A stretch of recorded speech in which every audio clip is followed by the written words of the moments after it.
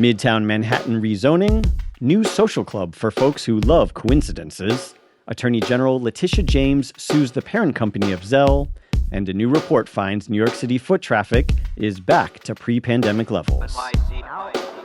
From WNYC, this is NYC Now. I'm transportation reporter Stephen Nesson, filling in for Janae Pierre. Midtown Manhattan could get roughly 10,000 new homes and a busway on 34th Street under a rezoning plan the City Council passed Thursday. The plan covers 42 blocks between 23rd and 40th Streets and between 5th and 8th Avenues. City officials say almost 3,000 of the housing units expected to be added would be considered affordable.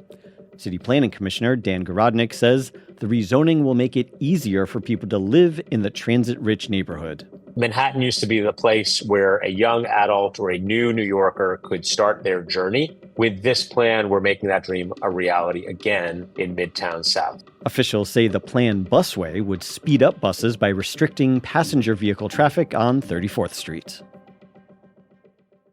New York's Attorney General is suing the parent company of the Zelle payment platform months after the Federal Consumer Financial Protection Bureau abandoned a similar case under the Trump administration.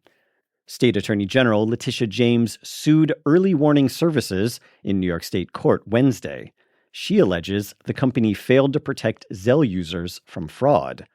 The lawsuit came after the Consumer Financial Protection Bureau dropped a similar case this year after the Trump administration moved to fire the agency's leader and many of its workers while halting much of the Bureau's work. A spokesperson for Zelle is calling James's lawsuit a political stunt.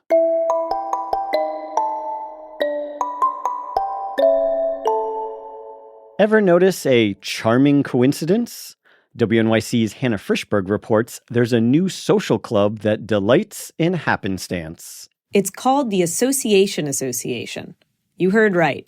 They meet monthly to find coincidences. Think meeting a birthday twin or wearing the same color as a stranger. The meetups are basically walking tours, with an emphasis on being present and noticing the little things around New York City. Emery Snyder founded the group last year. People are interested in connection. People are also, I think, intrigued by something that's not based on a particular interest, that's a little bit more eccentric and unusual than that. She says about 200 people have joined. They use games of chance to help pick locations for their next meets. Up next, Manhattan foot traffic has finally returned to pre-pandemic levels. More on that after the break.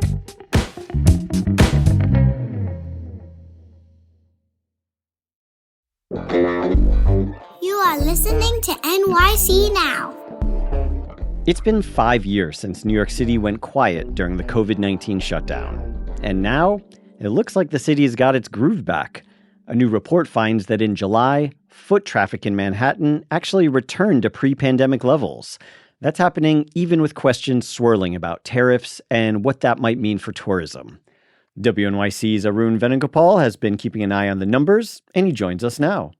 Arun, tell us about the latest findings. So these findings come from Placer.ai, which is a company that measures foot traffic by figuring out cell phone ping data at office buildings all across the country, including around 100 here in New York. It said office visits in July were up 1.3% from where they were 6 years ago. That means in July of 2019, which is the first time this has happened since the pandemic. Wow. And their press release was kind of triumphant. Call it a comeback, they said. Obscure musical reference. Maybe you caught it, Stephen. Don't call it a comeback. We've been here for years. That's right. No, but they're saying call it a comeback, as LL Cool J might have or might not have said many, many years ago before some of you were born. All right, so New York is actually ahead of every other big city in the country, according to this company. And actually, it's the only city that they surveyed across the country that has hit its pre-pandemic traffic levels. So it's a pretty big deal. Wow, so that's just based on cell phone data. But it sounds like you're hearing similar things from other corners of the city? Yeah, this is coming from businesses. It's coming from business groups, from companies that study real estate. Avis & Young is a big real estate consultancy. They say office leasing this year is the best it's been since 2018. I also spoke to business groups in various neighborhoods across Manhattan.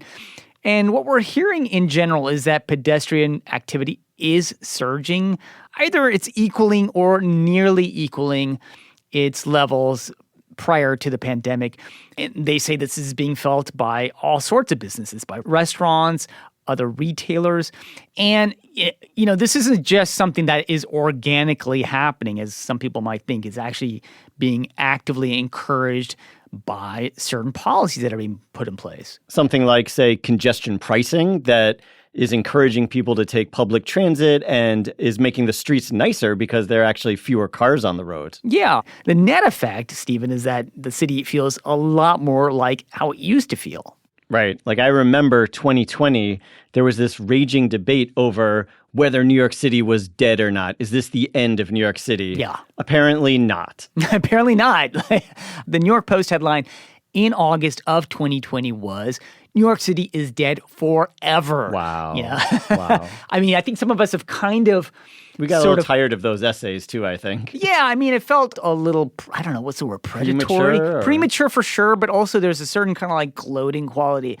People were fleeing the city, and it's like, New York, we abandon you, take that. It's like short-selling New York City. Yeah, I like that. It's like a nice little Wall Street reference. But totally, it was like there were researchers who predicted this thing called a doom loop for New York. Doom loop, right. Very catchy and also kind of like just really scary, Like people are not going to come back, and so that's going to really hurt the city's economic activity. It's going to feed into this vicious cycle that the city would never recover from. But things did get better. People came back. Businesses came back. Some of them started, mandating workers to show up back at their offices. This evidently made a difference in business districts that had previously felt really eerie and quiet.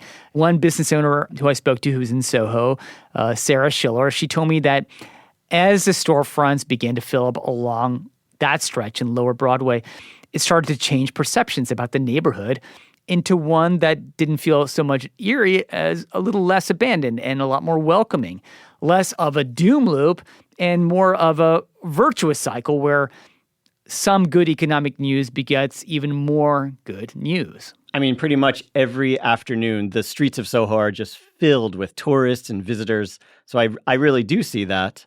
But all this comeback talk comes as the city and the country are being hit with tariffs. We've got tough talk from the Trump administration with immigration policies that no doubt are likely scaring tourists away. So how do you reconcile sort of what's happening this very moment with this competing narrative of, New York City's coming back? Yeah, I mean, the impact on tourism is real. We're seeing these images broadcast across the world, going viral on social media of people who are getting apprehended by ICE. We think of that as a domestic issue, but it very much filters the rest of the world.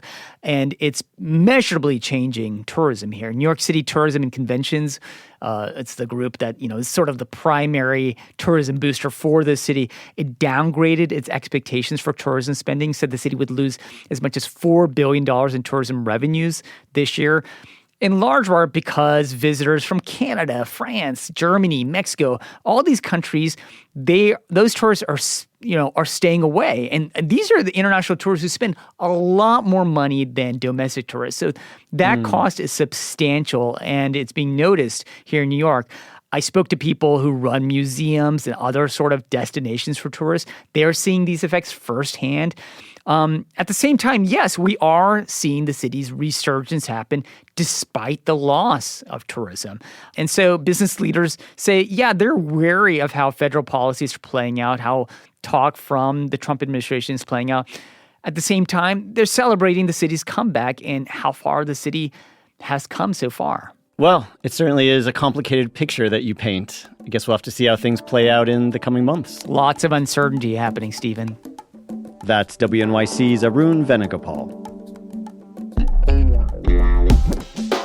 Thanks for listening to NYC Now from WNYC. I'm Stephen Nesson. We'll be back tomorrow.